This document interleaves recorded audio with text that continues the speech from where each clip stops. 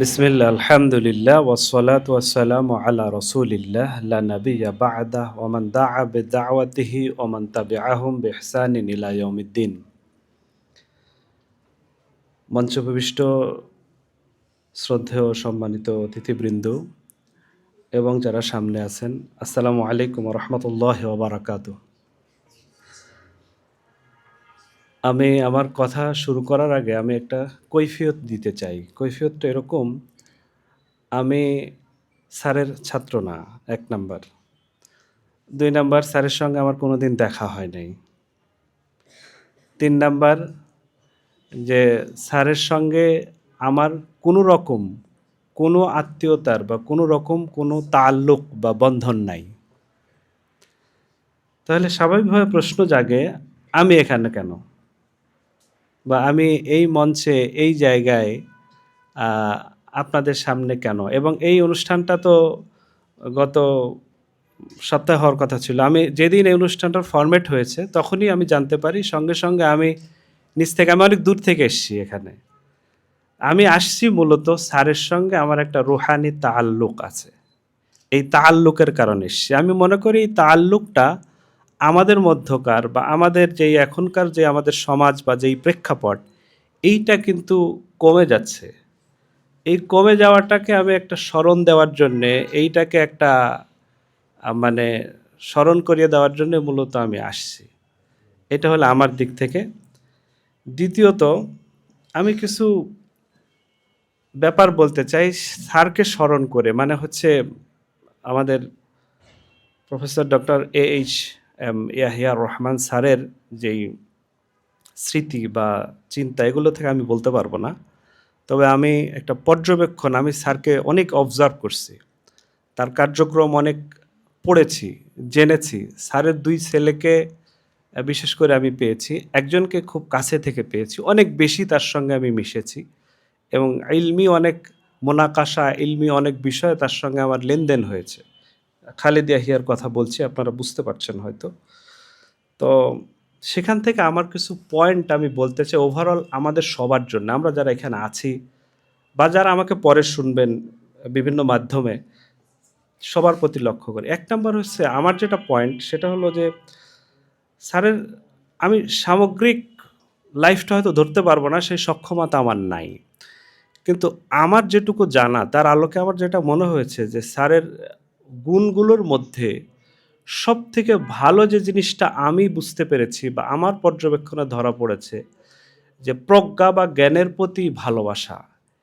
এই প্রজ্ঞা বা জ্ঞানের প্রতি ভালোবাসা, আপনি দেখেন এখন শিক্ষকরা, আমরা যারা শিক্ষকতা করি বা আমাদের বড় স্তরে বিশ্ববিদ্যালয়ে যারা পড়ান, তাদেরও জ্ঞানের প্রতি যেই অনুরাগ বা যেই ভালোবাসা থাকার কথা, এইটা যে পড়তে, পড়তে, পড়তে, পড়তে, অধ্যয়ন করতে, করতে, করতে, করতে লাইব্রেরির দরজা বন্ধ হয়ে যাচ্ছে, কিন্তু বই ছেড়ে তিনি উঠছেন না। এই চিত্র কি আমরা দেখতে পাই? তা আমরা স্যারের জীবনে কিন্তু এই ধরনের চিত্র দেখতে পাই।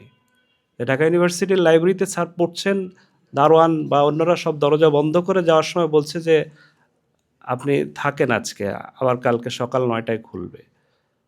তো পুরোটা রাত কাটিয়ে দিলেন। এইরকম মানুষকে আমরা পাই বা এইরকম শোনার মানুষকে আমরা পাবো? এইরকম অধ্যয়নের প্রতি এই ধরনের অনুরাগ শিক্ষকদের মধ্যেও তো আমরা পাচ্ছি না। এই ব্যাপারটা আমার মনে হয় আমাদের সবার একটু আমলে নেওয়া উচিত। যে বিশেষ করে যারা আমরা সমাজে শিক্ষক হিসেবে পরিচয় দেই, বিশ্ববিদ্যালয় লেভেল এবং স্কুল, কলেজ যেখানেই হোক না কেন, আমাদের অনেক সংগ্রাম আছে, অনেক স্ট্রাগল আছে, অনেক অভাব আছে, অভিযোগ আছে, অনুযোগ আছে, সব থাকবে। কিন্তু অনুরাগ থাকতে হবে, ভালোবাসা থাকতে হবে জ্ঞানের প্রতি। স্যারের জীবনে আমি এই জিনিসটা খেয়াল করতে পেরেছি। আমার কাছে মনে হয়েছে এটা।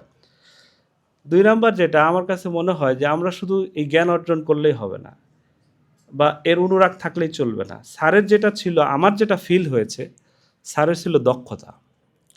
অর্থাৎ জ্ঞানকে দক্ষতায় পরিণত করা ছাড়া এই জ্ঞানের কোনো আউটপুট নাই। এই জ্ঞানের কোনো মর্যাদা নাই। এই জ্ঞানের কোনো সমাজে সম্মান বয়ে আনবে না এবং আউটকাম দিবে না। সোসাইটিতে কোনো চেঞ্জ আনতে পারবে না যদি জ্ঞানকে আমরা দক্ষতায় রূপান্তর না করি। স্যার এটা পেরেছিলেন।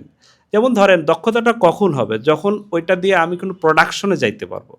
ওইটা দিয়ে আমি যখন কোনো নতুন উন্নয়ন আনতে পারবো, নতুন সংস্কার আনতে পারবো, নতুন রূপান্তর ঘটাতে পারবো এবং সোসাইটিতে তাতে আমি ডিরেক্ট একটা ইমপ্যাক্ট দেখতে পাবো এবং সেই ইমপ্যাক্ট আমাকে, আপনাকে এবং আমাদের সামনে যারা আছে বা পরের প্রজন্ম যে কাউকে টাচ করবে।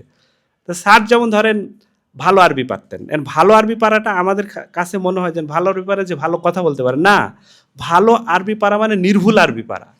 এই নির্ভুল আরবি পারা মানুষ আমরা সোসাইটিতে এখন কয়জন পাচ্ছি? আপনি ইউনিভার্সিটিগুলোর দিকে তাকান, যে আরবিতে একটা ডকুমেন্ট অনুবাদ করতে হবে, একটা কাজ অনুবাদ করতে হবে, একটা বক্তব্যকে কি বলে ট্রান্সলেট করতে হবে, এই মানুষ আমরা পাচ্ছি কোথায়? একদম নির্ভুলভাবে গ্রামাটিক্যালি কারেক্ট, গ্রামাটিক্যালি সাউন্ড এবং অন্যান্য সব এরকম মানুষ তো পাচ্ছি না। স্যার তো এরকম লেভেলের মানুষ ছিলেন। এই জন্য ওই দক্ষতা অর্জন না করা পর্যন্ত, সেটা যে ভাষাই হোক বা যে বিষয়ই হোক, আমরা কিন্তু আসলে স্যারের স্মৃতির প্রতি যথাযথ সম্মান দেখাতে পারবো না। এই জন্য আমার কাছে যে পয়েন্টটা মনে হয়েছে, যে যারা ইসলামপন্থী চিন্তা করেন বা ইসলামিক বলে চিন্তা করেন বা দাবি করেন বা সমাজে অনেক রকম আমাদের কন্ট্রিবিউশন আছে, আমি অনুরোধ করবো একান্তভাবে যারাই আমাকে শুনবেন, যে প্লিজ আমাদের জ্ঞানকে দক্ষতায় রূপান্তর না করা পর্যন্ত সমাজের নেতৃত্বের দাবি করাটাও আমার মনে হয় ঠিক হবে না। যে সমাজের নেতৃত্ব দিবে এই দাবি করার জন্য আমার মনে হয় ঠিক হবে না। স্যার এই জন্য ফিট ছিলেন। আমার কাছে মনে হয় যে আমাদের স্যারের এই স্মৃতির প্রতি সম্মান রক্ষার্থে হলেও যেই বিষয়টা আমরা জানি সেই বিষয়টা যেন আমরা খুব ভালো করে জানি এবং অন্তত বস হই সেই জায়গায়, সেটা আমি একটা নজর দিতে বলবো। আরেকটা বিষয়, সেটা হলো স্যার, আমি যেটা ফিল করেছি বা আমি যেটা আমার যোগাযোগে দেখতে পেয়েছি, স্যার তার সন্তানদের প্রতি খুব মনোযোগী ছিলেন। বিশেষ করে তার সন্তানদের লেখাপড়ার প্রতি এত বেশি মনোযোগী ছিলেন, মাদ্রাসা সিলেকশন করা বা বিষয় সিলেকশন করা এইসব বিষয়ে স্যার অনেক বেশি মনোযোগী ছিলেন। তা আমরা আমাদের সন্তানদের লেখাপড়াকে ইনভেস্ট হিসাবে ধরে এবং সেইটাকে যদি আমরা গুরুত্ব না দিই বা সেইটাকে যদি আমরা না ভাবি, তাহলে কিন্তু আমাদের প্রজন্মকে রক্ষা করতে পারবো না।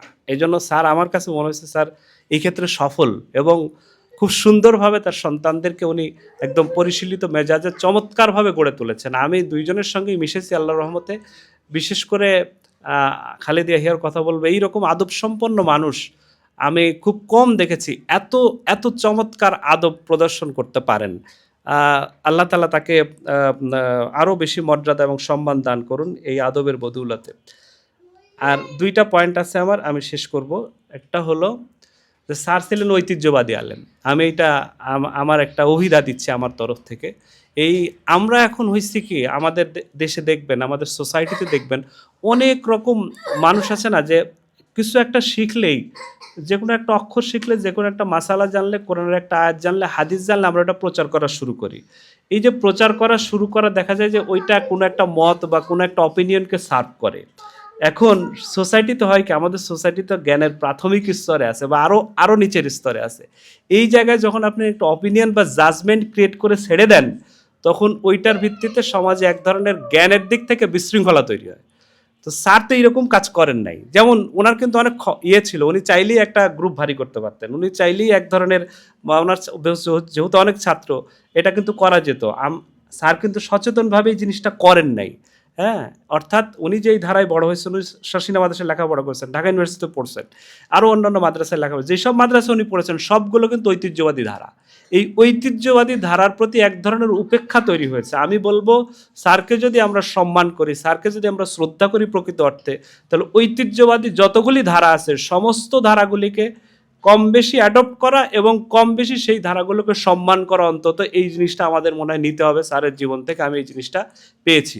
লাস্ট পয়েন্ট আমি শেষ করছি, সেটা হলো স্যারের জীবনে আমি পুরোটা যেটুকু ধরা পড়েছে আমার লেন্সে আমি যেটা পেয়েছি, স্যার সবসময় দিনের বিজয় কামনা করতেন। যে আল ইসলাম ইয়ালু ওয়ালা ইউআলা, ইসলাম তো বিজয়ী হবে, ইসলাম বিজিত হবে না। এই যে আকাঙ্ক্ষা, এই যে বোধ, এই বোধটা আমার কাছে মনে হয় যে আমাদের প্রত্যেকের থাকা উচিত, দিনের বিজয় কামনা করা। এখন দিনের বিজয় হলে বা ইসলামের বিজয় হলে আমরা যদি সেটাকে টিকিয়ে রাখতে না পারি, তাহলে এটা হবে আমাদের বড় রকমের ব্যর্থতা। এজন্য আমি অনুরোধ করব, এখানে যারা আমরা শুনছি বা এখন যারা উপস্থিত আছেন অথবা যারা পরে শুনবেন, প্রত্যেককে আমি অনুরোধ করব যে আমার এই অভিজ্ঞতায় স্যারের যে পয়েন্টগুলো আমি নিয়ে আসলাম, আল্লাহ তাআলা আমাকে যেন এর থেকে সহি বুঝ দান করেন এবং আপনারা যারা শুনলেন ভুল ত্রুটি বাদ দিয়ে যদি কোনো কিছু নেওয়ার থাকে, ২-১টা পয়েন্ট যদি আপনাদের মনে হয় এটা দরকারি বা প্রয়োজনীয়, তাহলে সেটা নেবেন।